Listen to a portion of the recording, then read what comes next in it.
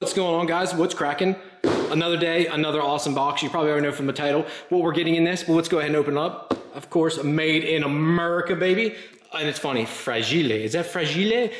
Fragile box, which the item inside isn't too fragile. This thing's a tank. Let's just go ahead and open it up. Let's set the camera up and open her up.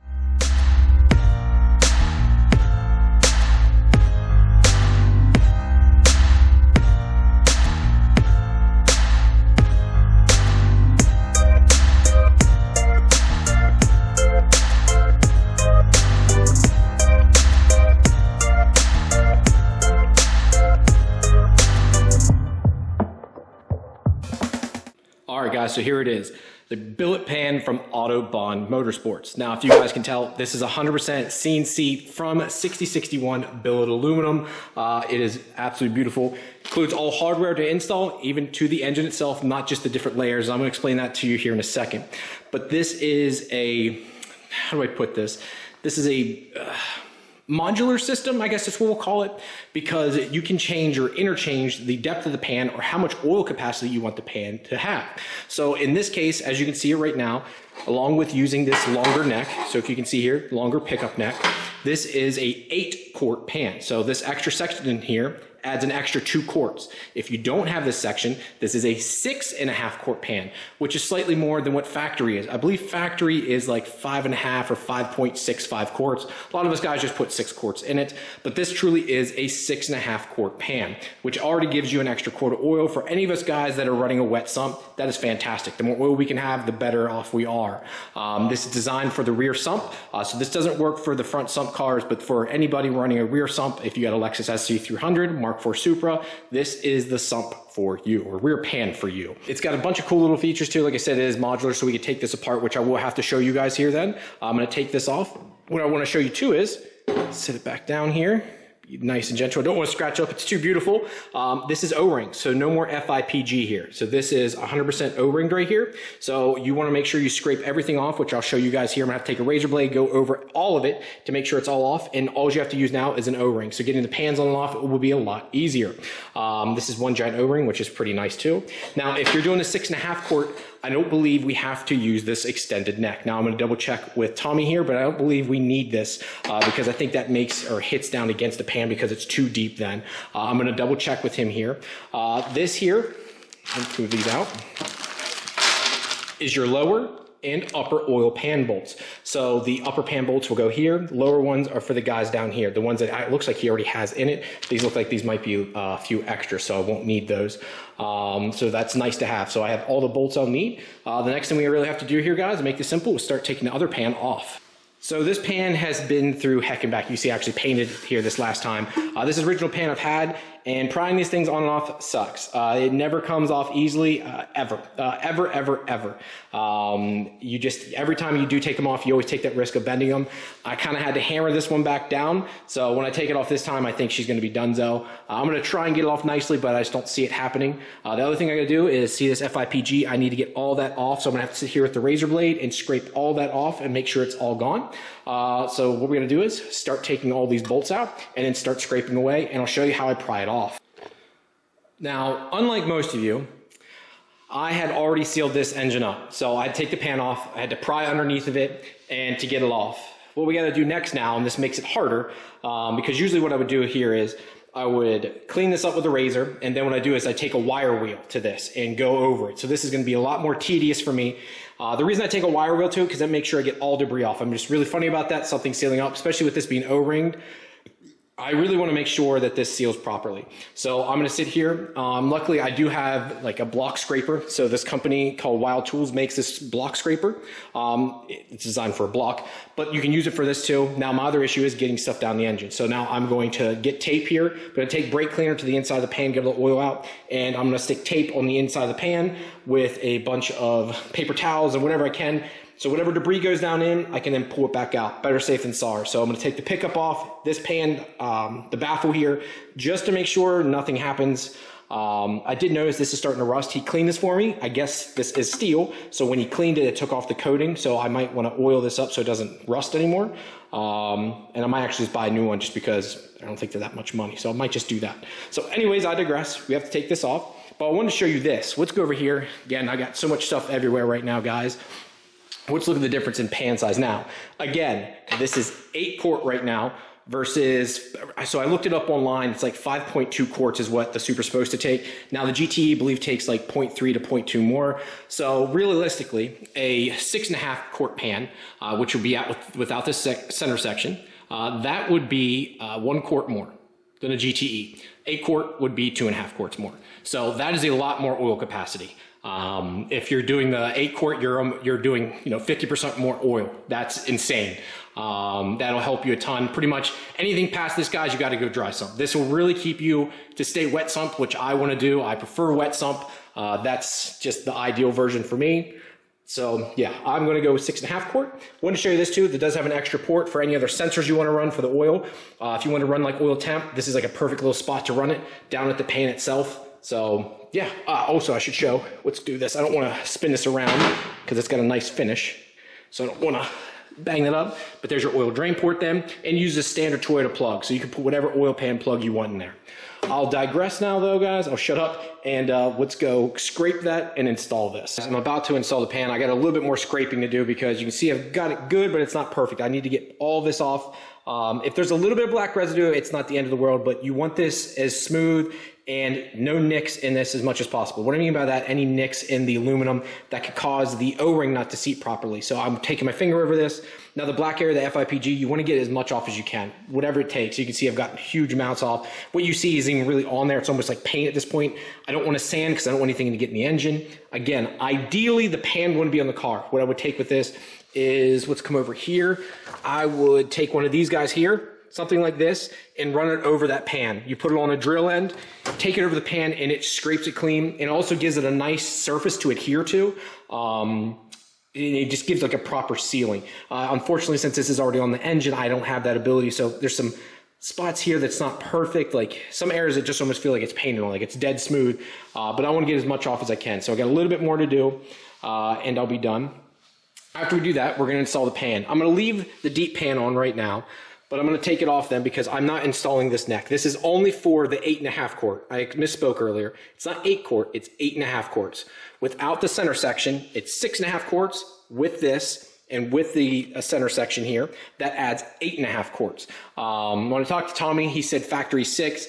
When I looked up online, I saw 5.2 to 5.5. I myself always put 6 in, but I think actual factory is 5.5 quarts. So that means that you're getting an extra quart, but just upgrading to this pan no matter what. On top of that, guys, he includes all the bolts like I showed you earlier. I already have the bolts lined up here, so it comes with a washer and a lock washer. I did remove the studs from my upper oil pan, so I'm using another set of bolts here just for those. Those nuts, or studs I should say, are in there for centering when you have FIPG. Since we don't have to deal with FIPG, I can just sit this on and situate it where I want and bolt it down. Again, another thing that's nice, no FIPG to deal with. God, I hate that stuff so much. It makes such a mess. So we'll install those and again, lock them down. And I'll show you guys how I'm kind of torquing them around. I'll also have to remove these, so I'll have to put these shorter bolts in, as I don't need these long bolts, as I won't have that center section in it. So I'm going to clean up a little bit more here and install the pan. Again, guys, because I'm using 6.5 quart, it means I'm using the factory pickup, just a reminder. So again, I'll digress now. Let's clean up the last bit of edges there. I'm going to sand it down. You can see we have the vacuum here. He's literally standing here holding the vacuum as I'm sanding and scraping along here. I have a block scraper we use for this. Where is it at? Oh, there it is. It's sitting up here. So I'll use this block scraper. I also have this other one that's up here, a little bit nicer. This is from Wild Tools. I use this to go around the edges and scrape off all the FIPG, and then literally sanding down some too as he's sitting there with the vacuum as we go around the edges. So trying to get it all off because you want it as smooth as possible. So let's get the pan on and I'll show you guys how it bolts up. So guys, I'm going ahead and removing these bolts on this now. I wouldn't just wait till I put it on here just because it's easier to pull it off. But I'm taking out these longer bolts, as you can see. These longer bolts are needed when you go to the 8.5 quart pan. The 6.5 quart has these shorter bolts, so he supplied me with both. I'm taking those out, and when I take this off here, you'll be able to see the oil pickup and stuff. And this is awesome. I talked to Tommy, and I didn't think about this. You know, if you want to check everything after you get your engine built, check your pickup and stuff. When I pull this off, we'll be able to see the oil pickup. And this is something you can easily access while it's in the car. If you guys know, it's very hard to change these pans inside the car because these bolts up here are impossible to get to. But this allows you since it's modular, I can pull this off and see up in there and then pop it back on, because again, this is O-ringed, which is fantastic. So I can pull all these bolts out here and I'll be able to see the oil pickup. So here is the bottom piece and then the middle piece for the 8 quarts or 8.5 quart setup. I got to remember to keep the 8.5 quart, not 8 quart. So won't need this now, and just need to put this back on with the shorter bolts. Just goes on like that, yep. And then I'll just use these 2 bolts to kind of line it up. Just like anything, don't ever crank anything down until you got it kind of situated. And then you can go from there as it gets lined up. Here we go, those and those. Perfect. Now from there, I can crank this down. When I say crank it down, guys, what I mean by that is what I mean by cranking it down here is you're gonna do it by hand. You're gonna go around here and go once, and don't go like crazy. Don't, this is going into a loom. So you're gonna go around once, twice, 3, 4 times, and give it some time to seat and settle. Give it like, give it 20 minutes or so, and then go around again. Then do it around again. Let that O-ring fully seat and settle. This keeps it from, having any issues. So that'll work out great. So from here, we're going to tighten it down, and then we're done. Guys, since I took off the middle pan part, I went ahead and when I installed these bolts, I used a dab, just a dab of blue Loctite on these, and I'm gonna go ahead and crank these down or tighten these up here. So every one of these bolts got blue Loctite. I am not, I repeat, not using blue Loctite on these though. As factory wouldn't use blue Loctite, so I'm not, but just for these, because I wanted to be secure for now, I went ahead and used that. So yeah, don't use red. Blue should be all you need, and you might not even have to, but because this doesn't have lock washers on it, I'm using blue Loctite just to be safe. All right, guys, so one thing I wanted to show you too, I've tightened up all these bolts here with blue Loctite now, just these, I'll call these the lower pan bolts. These are the upper pan bolts here, so that goes upper. These are my lowers here. I'm gonna go ahead and put this plug in. Now, he included this plug. If you are using a temp sensor, which you can put in here, you can absolutely do so. I am not using one, so I'm just gonna go ahead and install this. Now, I put some white PTFE paste on it, just to keep it from leaking. And now I just got to tighten that up again. I'm just putting it hand tight right now, and I'll get my wrench over here and tighten it tight, and then we'll do these bolts down here in the bottom. Also wanted to say, guys, when tightening it down, it is nice to have something that's on a ratchet like this. Obviously, you can use the standard hex like these. It does use a number 5, so this number 5 here is what you can use. It just will take you a good bit longer. This makes life a lot easier. And like I said, when I went around these, okay, each one of these I went around, I kept going around to make sure it's nice and tight. These also the blue Loctite, just to make sure it's fully seated. I'm gonna check these again in the morning, making sure that, these washers are lock washers. It should stay. Just wanna make sure, but this is what it should look like when done. It should look like 100% like this when it's on there. Absolutely beautiful. And again, no more do I have to deal with Toyota FIPG. I love that engraving on the top too for Autobahn Motorsports. Big shout out to Tommy for this. And I got a good bit more information I'll talk to you guys about now. So again, a big shout out to Tommy. Thank you very much for this kit, because it is, well, it's freaking awesome. I'm going to go over some of the benefits, because I know it's already being asked right now. Ryan, a couple things. Cost, the benefit, why are you doing this? I know I kind of touched this a little bit, but let's kind of go into a little bit more detail here.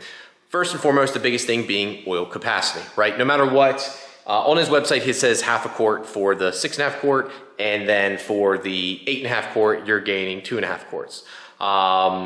I personally think it's more like 3 quarts and 1 quart from what I'm reading online, but I think he's being conservative just to be safe. So I think you're actually getting pretty much an extra quart.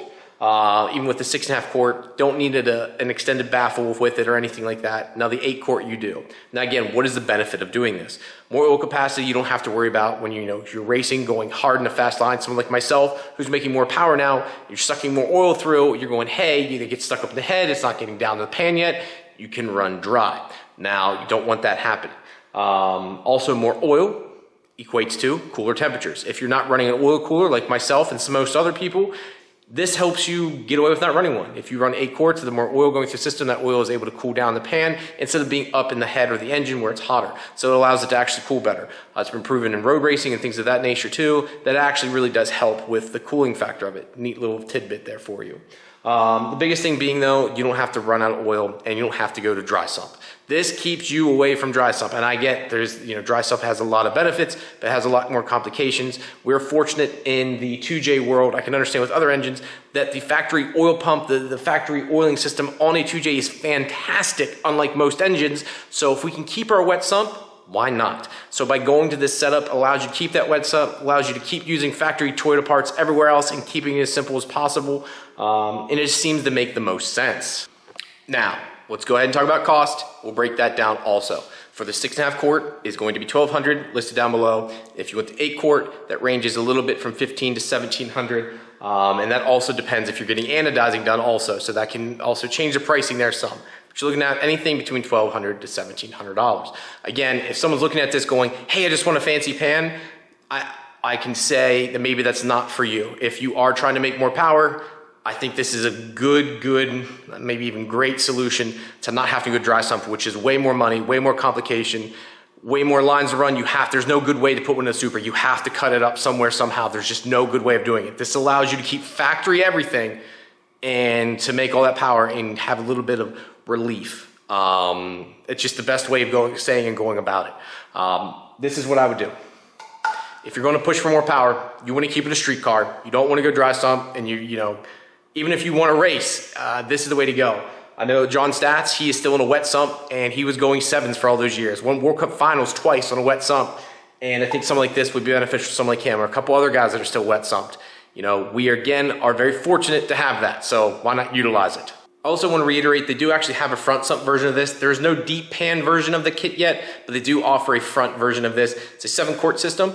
I just saw it on his website there. If you guys want to check that out too, I'll link that down below also. I just want to say, guys, thank you very much for tuning in today. Any questions or concerns on this kit, please feel free to ask down below. Shoot me a message on Instagram. Facebook is always terrible for me, so Instagram is usually the easiest. So yeah, thank you guys very much for tuning in today, and I'll talk to you later.